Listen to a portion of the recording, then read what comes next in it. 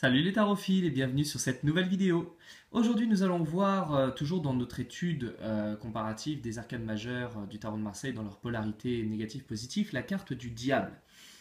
Alors, la carte du diable, moi c'est une carte que j'aime bien opposer à la carte du chariot parce que les deux se ressemblent sur une certaine thématique et on va la voir.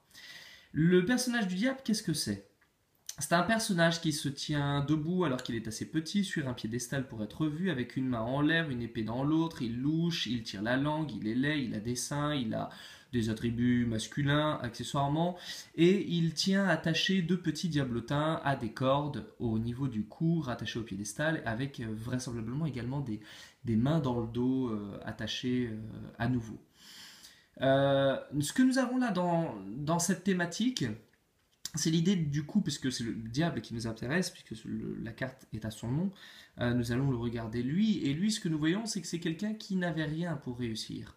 C'est quelqu'un qui n'avait rien pour être connu ou pour être reconnu, et pourtant on le voit, et on l'entend, et on le remarque. Et il y a des gens en plus qui sont là à le voir, donc il a une forme de pouvoir quand même. Et en fait c'est un petit peu la voix officieuse. Voilà, en gros, on va dire Dieu, c'est la voie officielle, le diable, c'est la voie officieuse. Il y en a une qui est légitime, il y a l'autre qui est un petit peu le chemin de traverse, en quelque sorte. Le diable, en réalité, du coup, dans son aspect positif, quand c'est bien vécu, c'est le fait d'être suffisamment débrouillard et talentueux et charismatique pour pouvoir se faire soi-même. On n'a besoin de personne. À l'opposé par exemple, du chariot qui lui n'a rien fait par lui-même, il a tout hérité, on lui a tout donné, il n'a aucune légitimité à quoi que ce soit, mais on lui a donné quand même un pouvoir, alors qu'il n'avait rien pour. Lui, là, le diable, il a du succès parce qu'il l'a mérité, parce qu'il a mis en avant son savoir-faire, son talent d'orateur, parce qu'il a mis son charisme, son aura, parce qu'il s'est montré, parce qu'il a affronté les affres des rires et des doigts pointés sur ses difformités et ses étrangetés.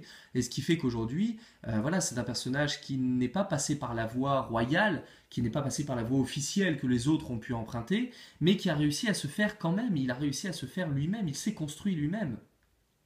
À côté de Dieu, le diable, on l'écrase un peu. Eh ben pourtant, c'est quand même lui qui, vraisemblablement, sur le monde, a le plus de pouvoir pour l'instant. Je dis ça, je dis rien. Et par contre, du coup, dans son aspect négatif, qu'est-ce que ça va nous donner le diable lorsqu'on va le tirer à l'envers?